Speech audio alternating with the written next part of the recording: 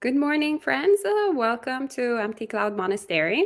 I'm Ayya Soma, and this morning we will be talking about Anguttara Nikaya 5.7. So before we begin, we can start by paying homage to our original teacher, Shakyamuni Buddha.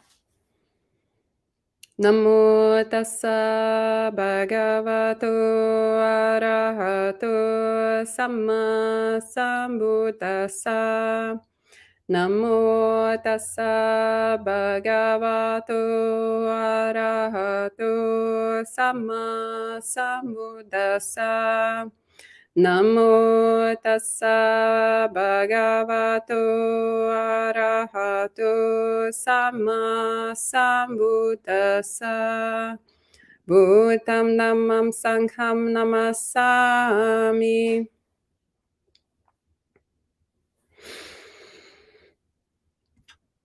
So I will be reading from Venerable Bhikkhu Bodhi's translation, and then we can discuss and we can share some reflections.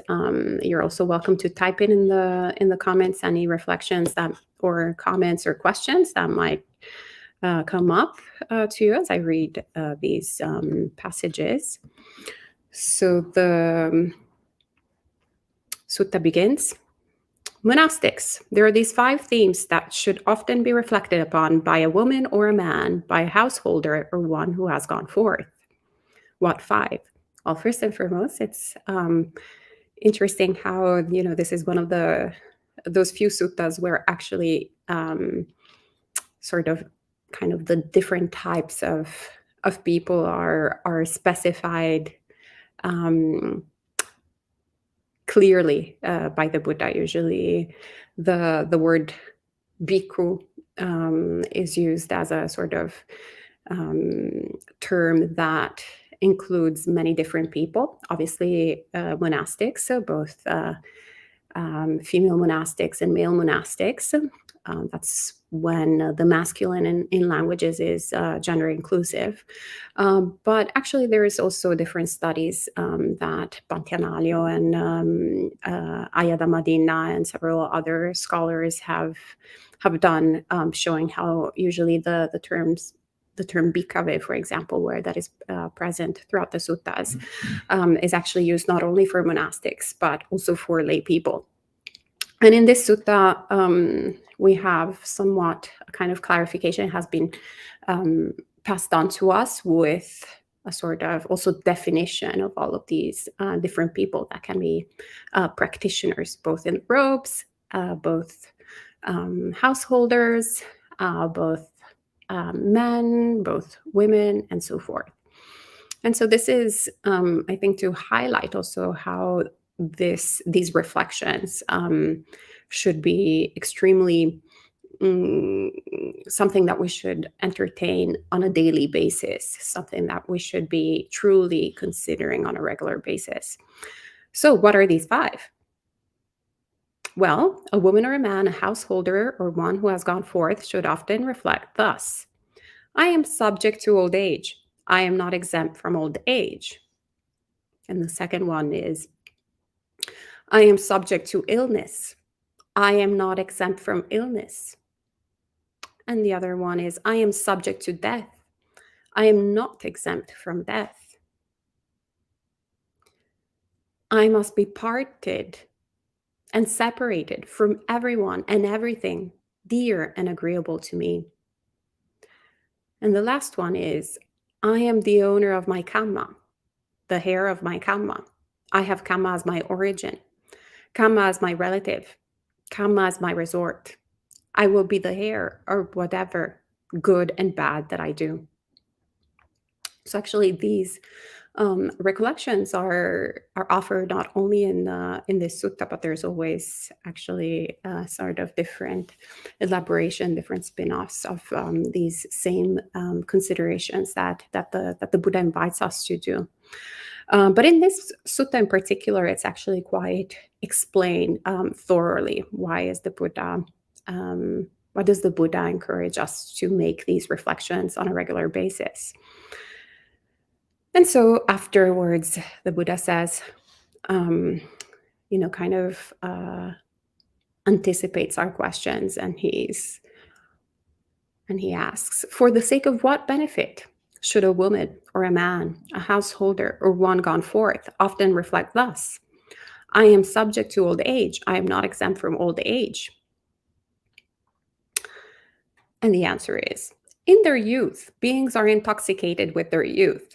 And when they are intoxicated with their youth, they engage in misconduct by body, speech, and mind.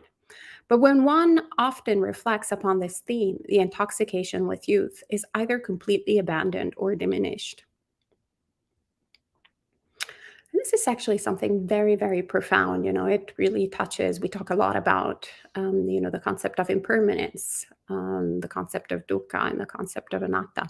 But it's really true that impermanence, we start having a different understanding of impermanence as the more we age, the more our body starts changing, the more, there is this process of inevitability, and also this process of surprise.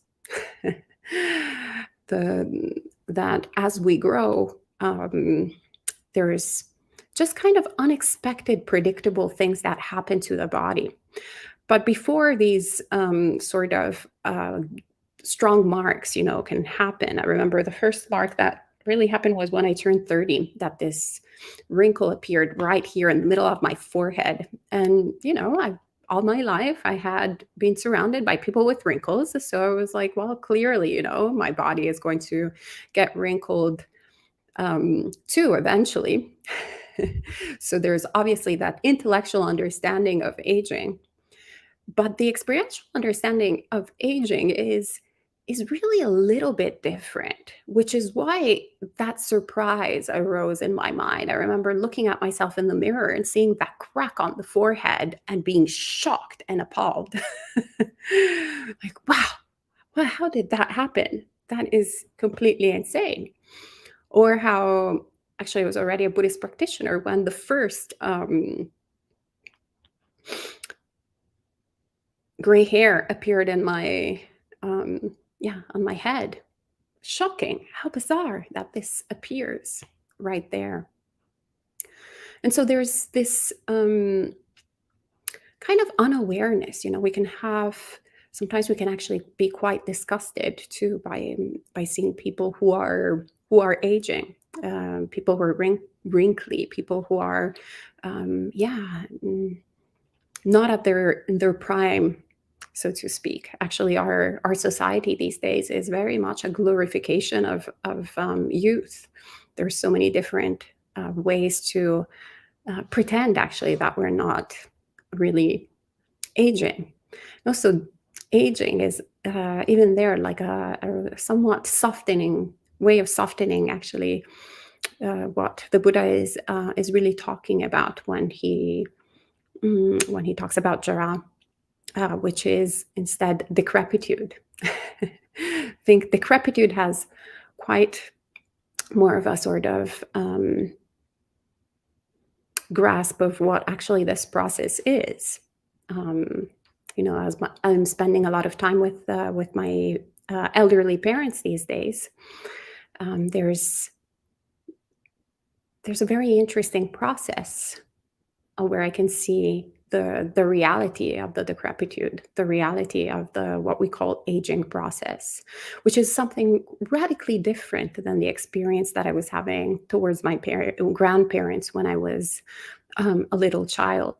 And actually seeing, our parents, we usually meet when they're fairly young, and seeing all these different stages can be quite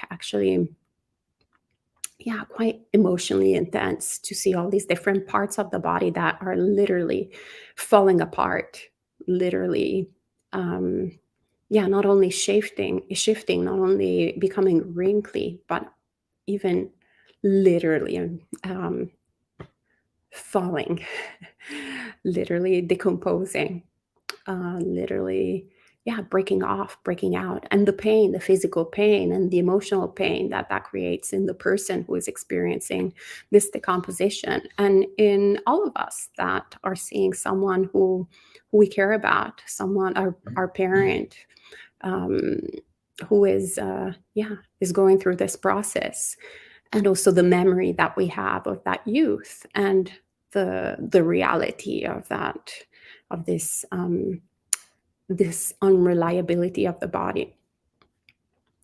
But more interesting is also that the process that that Buddha is saying here, the intoxication with the youth. That when we're actually experiencing that process of youth, we're intoxicated by it. There is always that sense that, yeah, intellectually we know it's going to disappear, but actually that is not the reality that we're experiencing. And that makes us act in a way that is delusional. It makes us act in a way that we don't see, we don't understand, even death, the process of death. So, yeah, there's we waste a lot of time actually, by being ignorant of the fact that we have very little time available. Actually, last night with the other venerables during the discussion on wandering versus staying in the same place on a regular basis, we were also we were talking about precisely how the process of wandering periodically also makes us value a little bit more the human connections that we have, makes us value a little bit more the time that we have in one place. And that's something that, pretty much each one of us should try and recollect. How are we essentially investing our time? We have, 24 hours each day. Some of it we need to spend sleeping. Some of it we need to spend eating. But what are we doing with the rest? And especially, what are we doing with our mind? Right? So when we have that intoxication with youth, we have that intoxication with that idea that we're kind of like immortal in a way. We can invest our mind in all sorts of activities, in all sorts of reflections, and all sorts of literally hating this, liking that. There's all those activities that we call time wasters, right? Why are we wasting time when we have so little time to begin with?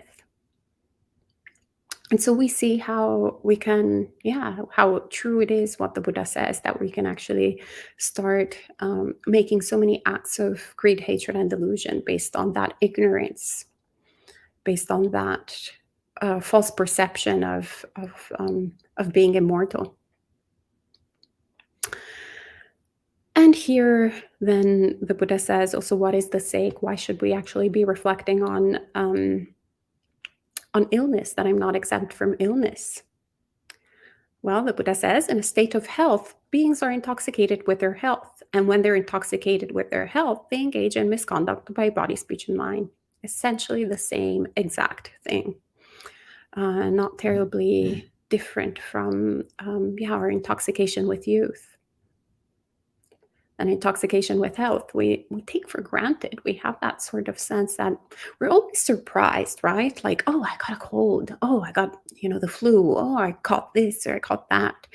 But it's actually quite bizarre how we're never surprised.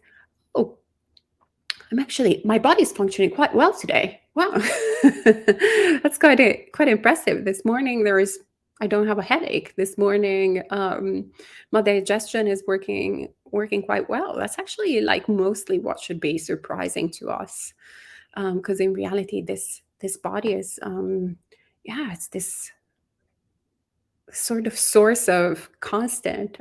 Actually, we see that a lot in meditation. A lot of unpleasant feelings by default.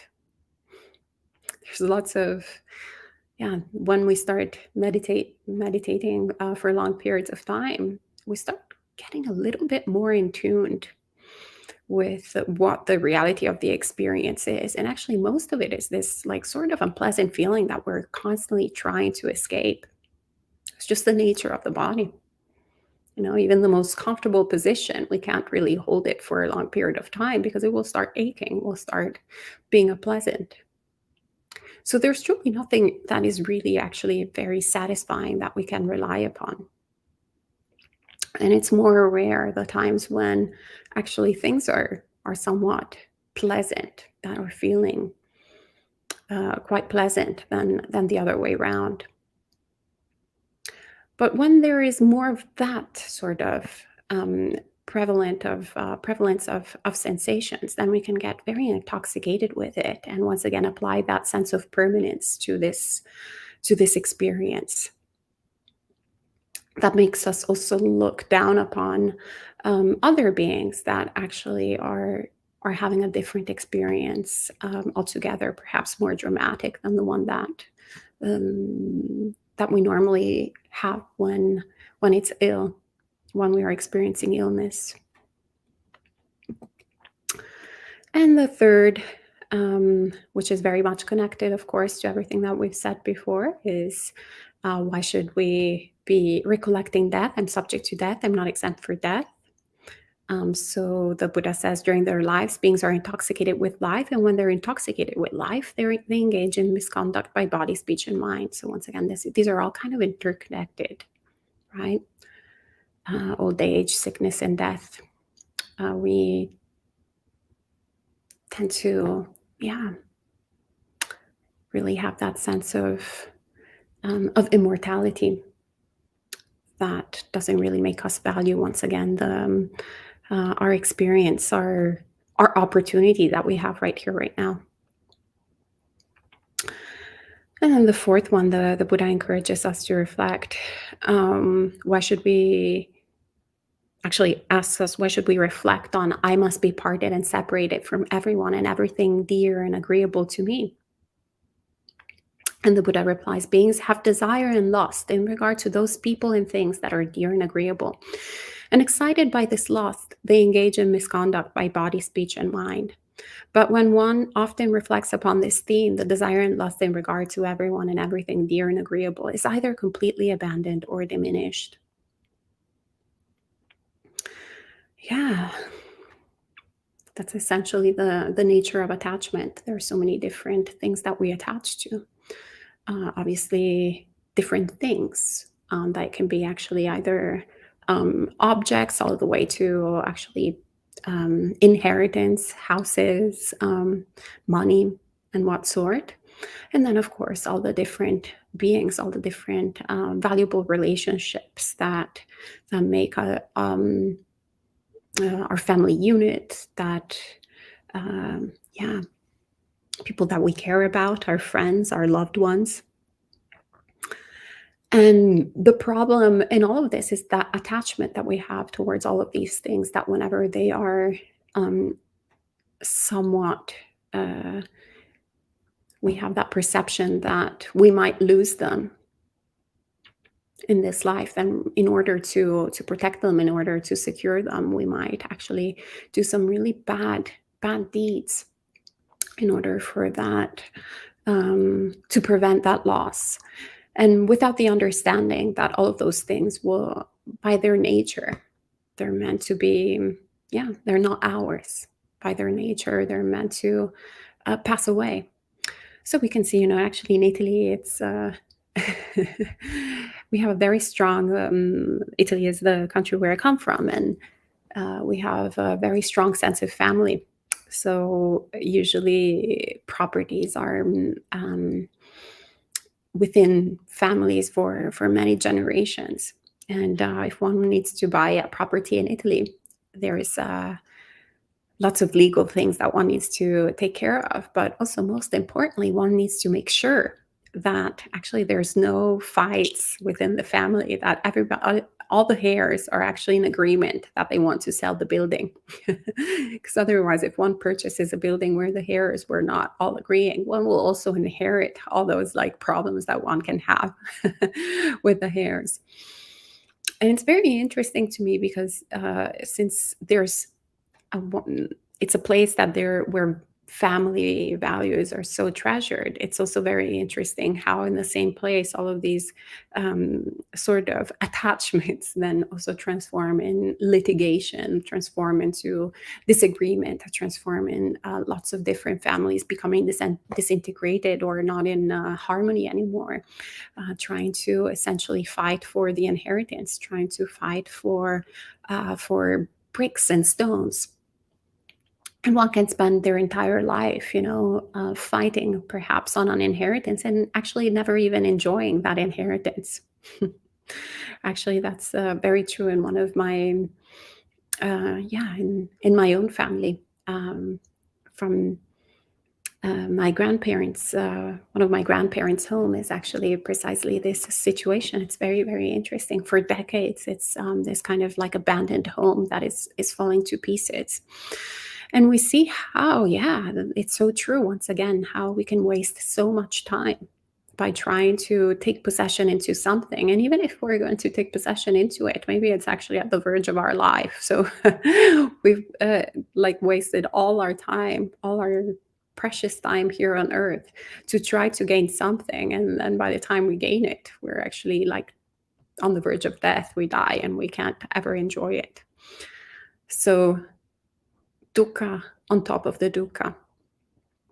And on top of that, of course, we have, spent all that time instead of cultivating the mind, instead of creating divine abodes where to dwell in the mind. Instead, we have cultivated a lot of habits of irritation, a lot of habits of anger, a lot of habits perhaps of resentment, a lot of habits of, saying things behind people's backs and so forth. So very, very important to understand that the nature of things is just to come and go, and that the nature of things is that they don't belong to us. And when we understand that on a regular basis, then we will probably invest our time in something more worthwhile than trying to fight over certain things. And then the Buddha says, so why should we be reflecting? What's the point of reflecting? I am the owner of my karma, the heir of my karma. I have karma as my origin, karma as my relative, karma as my resort. I will be the heir of whatever karma, good or bad, that I do. And the Buddha says, people engage in misconduct by body, speech, and mind. But when one often reflects upon this theme, such misconduct is either completely abandoned or diminished.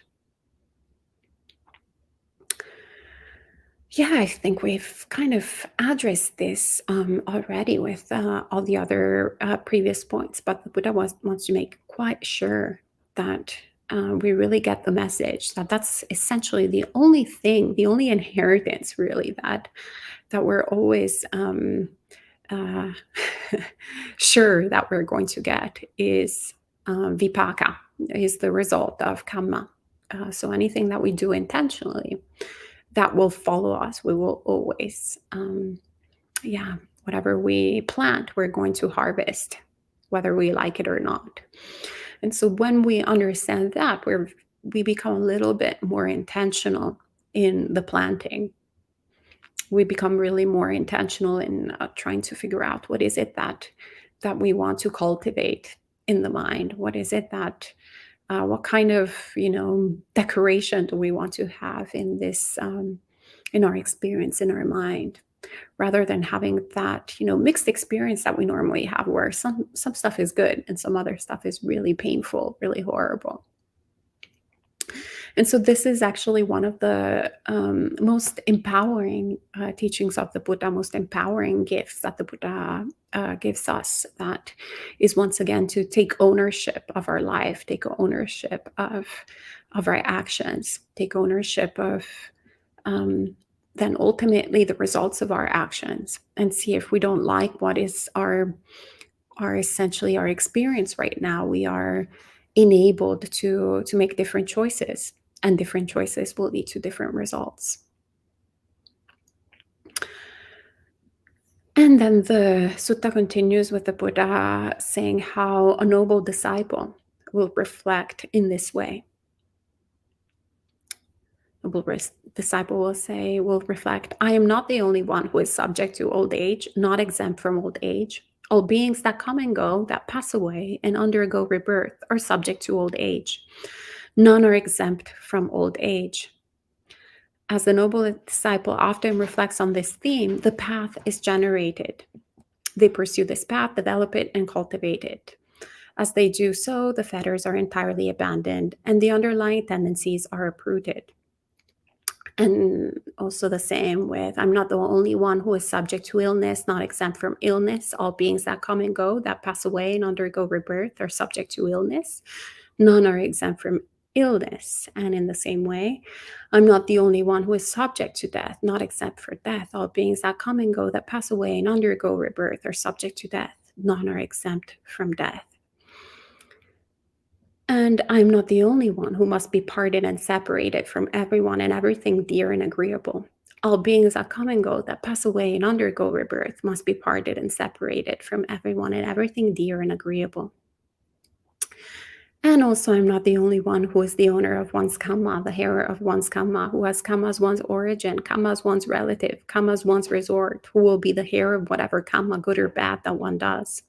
All beings that come and go, that pass away and undergo rebirth, are owners of their karma, heirs of their karma.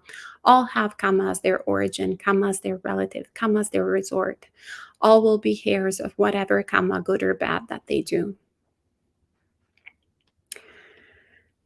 Yeah, and here we see essentially the realization of anicca, dukkha, and anatta, and how all of this essentially are not, yeah, they're not personal. They're just, they're also not dependent on the Buddha. Actually, the Buddha doesn't invent anything. The Buddha doesn't create anything. The Buddha essentially discovers the Dhamma. The Buddha discovers how things are and shares these teachings with us, so we have an understanding of the world, and we can take everything so personally, right? You know, if we lose a loved one, we take it personally. If we start having any type of illness in the body, we take it personally. If we start aging, we take it personally, right? If we lose property, we take it personally. If we lose loved ones, we take it personally. Yeah, there's that personalization of everything. I mean, we also take personally if the train is late, or if the if the our flight is canceled or whatever, right? We're like, oh yeah, there must be a conspiracy of of devas trying to ruin my life, right? Can get so upset by things, and that's essentially the result of not truly understanding the reality of things, not truly understanding how things are. And yeah, in the Trigatha, there's also actually, if I remember correctly, it's to Vasetti that the Buddha gives the teachings. There's Vasetti Teri who is so distraught by the loss of her child, and the Buddha says, yeah, you know, nobody, they come unasked and they go unasked. So that's just the nature of human beings. They come and they go.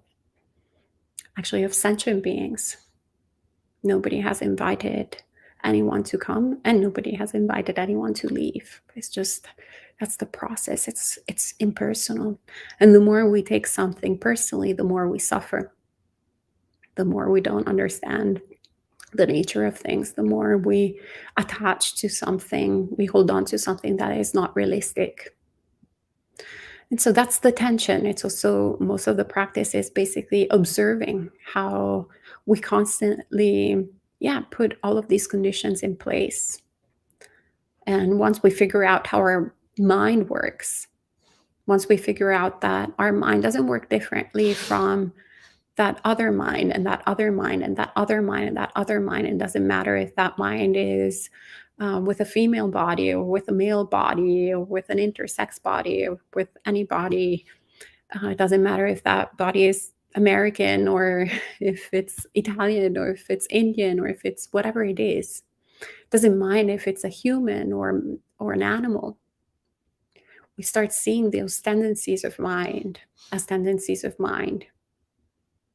and we start seeing the impersonality also of all the conditions, and how each one of us tends to have the same way of reacting to this. And that's that the reason why actually the Dhamma is applicable for all of these different beings, why we have even an international monastery like Empty Cloud here in New Jersey, where there are so many different people from so many different walks of lives that are all um, attracted by these teachings, because they're true, they're universally true, they're timeless. Those are those qualities of the Dhamma that invites us to come and see for ourselves, and where we can experience this, and we can really see the truth of it, and we can try and see, maybe I can, I can try something different. Let me see if I practice in accordance with Dhamma. If I actually take these contemplations, for example, as the Buddha is recommending, if I take these contemplations seriously and make them, incorporate them, in the sort of in my daily life, what would change? And sometimes we can think, oh, it's quite grim, right, to think about death, for example. Why would I spend my entire life thinking about death? Right? Maybe I should actually just seize the day. You only live once. I don't want to be depressed during this life. Right? We can have all sorts of different, actually wrong views when we think about death. Because once again, the point is not to become depressed. It's not to, go like, oh, this is really awful. Like, what's the point of all of this if I'm going to die anyway?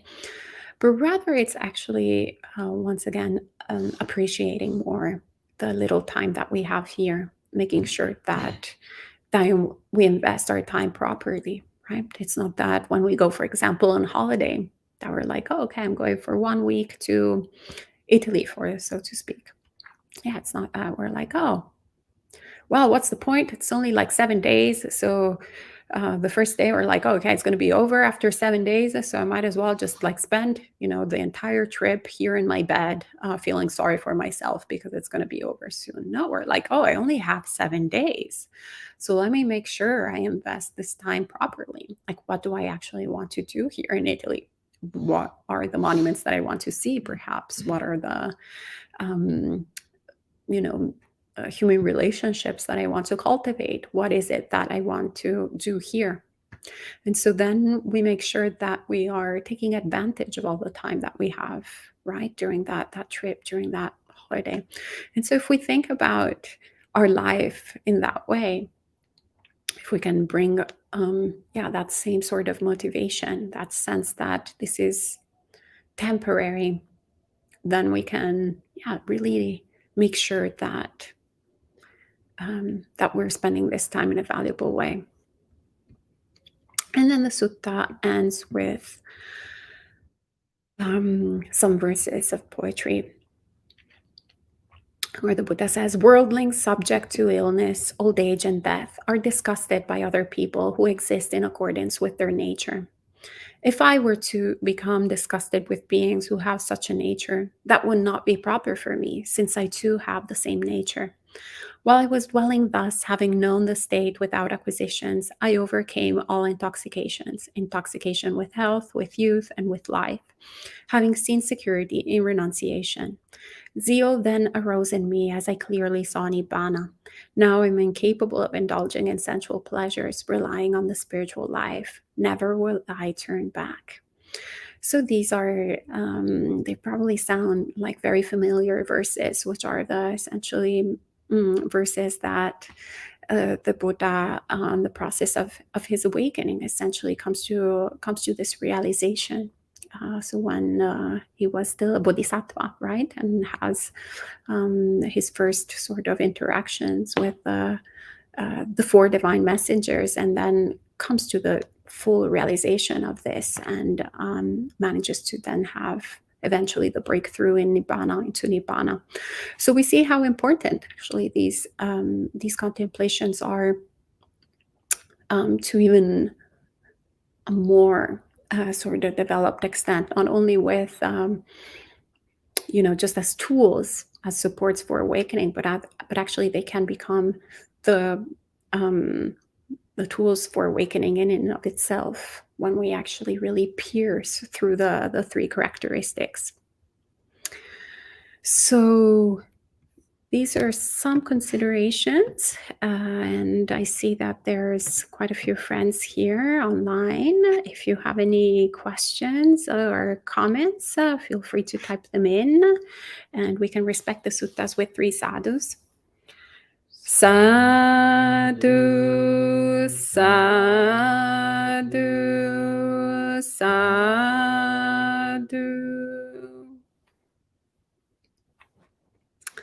Hello, lots of friends this morning. Good to see you. Jayanta, Yankee, Richard, Edward, Kobe, Usha, Niranjan, Cheng, Christina, John, Sujata, Cheetah, Sangtong, Si Young, good to see you.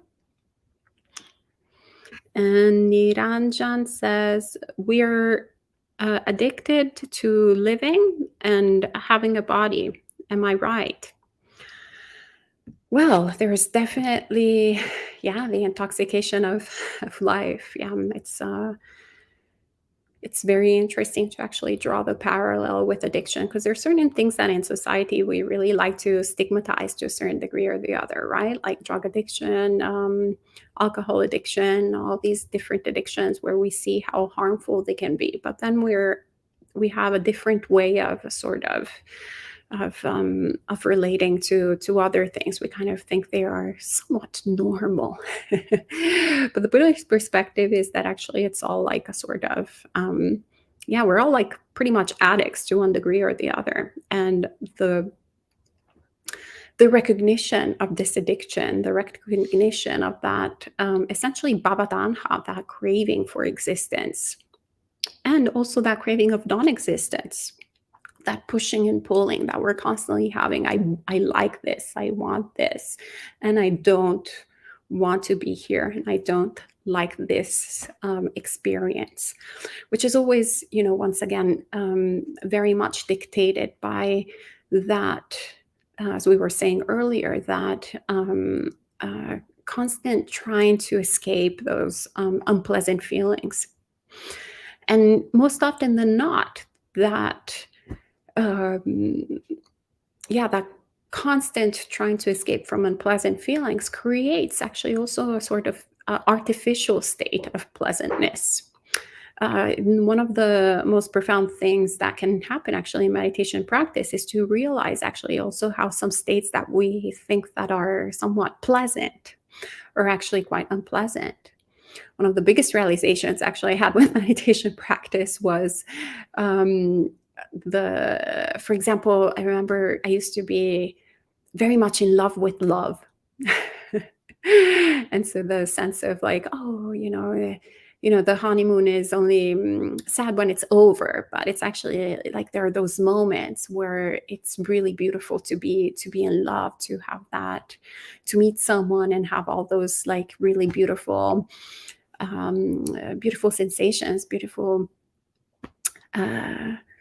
inclinations of mind. And then I remember actually being in meditation practice while having this experience of infatuation and realizing, wow, this is really unpleasant and unsettling and agitating, and wow, very different than what I thought it was.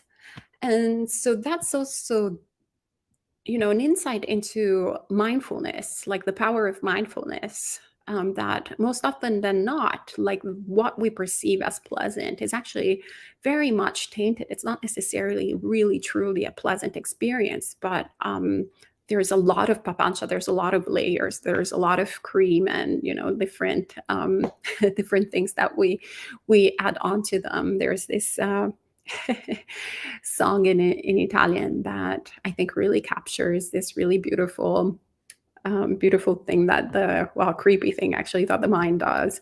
But the song goes something along this, ritorni in mente bella come sai come non sei tu. you come back to my mind, beautiful like you are not. Which essentially means, yeah, that there's this like mental fabrication that you're so beautiful in my mental fabrication, but it's actually not a real depiction. You're not like that.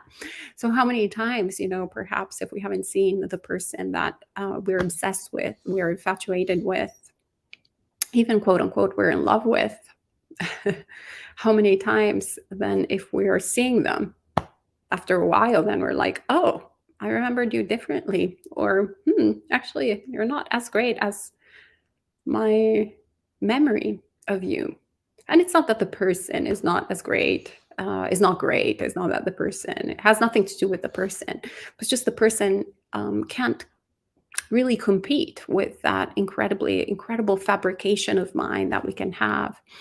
Also, perhaps in relationships, it's very often the case that maybe people might break up and then after a while get back together with, that sort of memory of all the beautiful things, and then go after a while, oh, now I remember why I broke up with you, right? So that's how the mind plays tricks on us, and how that also pleasantness, most often than not, is quite fabricated. So yeah, having a body, having a mind in particular, I would say the sixth sense is the one that really, yeah, it's really delicious. We're very addicted to having that. And Ram says, sometimes I just recollect but don't take it seriously. How can I be more serious in the truth and take it up strongly? I would say, once again, by actually being really honest with ourselves, not recollecting things as a sort of exercise, but rather looking at how are we relating to all of these? How are we relating to our process of aging? How are we relating to our process of sickness? How are we relating to death? How are we relating to the things that we have, to the relationships that we're cultivating? Really looking at that, and also observing the consequences of our actions, observing how whenever we train the mind in one particular way, then we will be cultivating certain tendencies of mind, and vice versa. If we're not cultivating certain tendencies of mind, then we will have different results. No different than going to the gym. Of course, if we go to the gym and we lift weights, then our arms will be looking in a particular way, and if we don't, they will look in a different way, right? We can quite understand that. We don't need to read it in a book. It's just very, very realistic, very tangible. And so it's the same thing. If we can apply the same sort of understanding of causality to our mental experience, then these contemplations are not some sort of theoretical exercise, but rather they are something that pretty much guides us to really make more sense of our lived experience.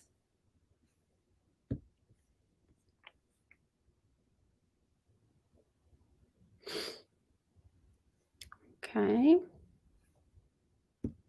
And Prina says, sometimes I feel like I go a little back and forth, but I keep trying. Oh, yeah, thank you for sharing, Prina.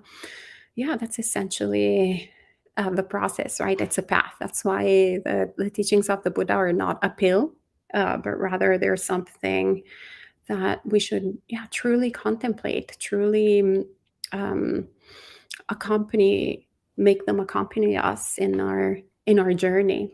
And of course, we'll go back and forth. Of course, we'll fall into attachment, and of course, we'll fall into despair, and of course we'll fall into delusion, and of course we'll fall into this oblivion. But we're doing this though with the Dhamma as our support, so we can always go back to the Dhamma. And once again, this is very connected to what Ram was saying earlier, where I was asking earlier, how can we actually use these teachings not as just an intellectual sort of exercise, but rather as something that is practical. So this is essentially once again the gift that the Buddha gives us, a kind of map where we can go back and we're like, okay, I feel like a little bit lost, but actually I'm here according to the map. And so I need to go here. So what do I need to follow? And yeah, just keep on recommitting to this path, recommitting to um, our aspiration for awakening. And so, of course, we will get sidetracked. We will be maybe, confused here and there, or distracted by some beautiful sights that are along our path. That's just very human. That's very natural. Also, last night we were recollecting, so how the Buddha, even the Buddha, as a bodhisattva on the process of awakening, he had thoughts of greed, hatred, and delusion. So it's normal. We need to understand that until we're fully awakened, we will also be subject to thoughts of greed, hatred, and delusion. So there will always be this kind of back and forth. And that's also having an understanding of that, having an understanding of the precarity of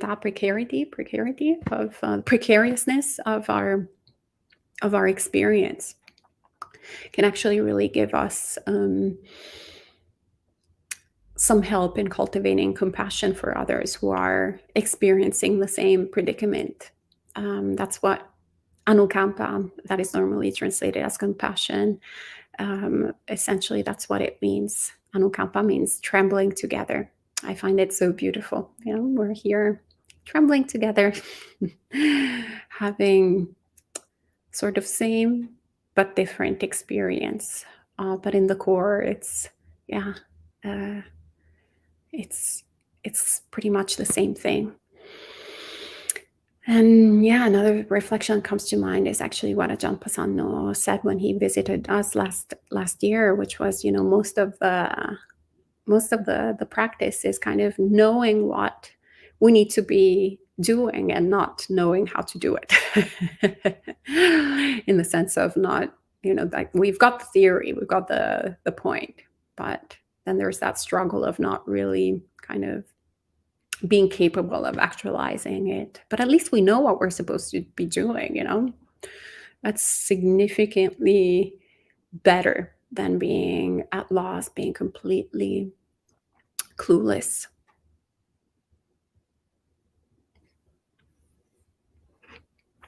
All right. And Niranjan says, according to Mahamogalana and this earth, there is no place, so we are not graveyard. Is it possible? I'm not sure what exactly there's you no mean. Place on the earth that is not a human graveyard. Oh, there's no place. Yeah, exactly. There's actually also like physically, realistically, like that is one site that you'll find everywhere in the world. If you actually travel in Italy, there's like one church after the other and one cemetery after the other. Probably also because of that connection, also with so much with the families. So that's that predicament that we all have. There are manifestations of death everywhere. It is also, you come out of Empty Cloud Monastery, there's carcasses of sentient beings pretty much everywhere. That's actually what creates also our food, by the way, the compost.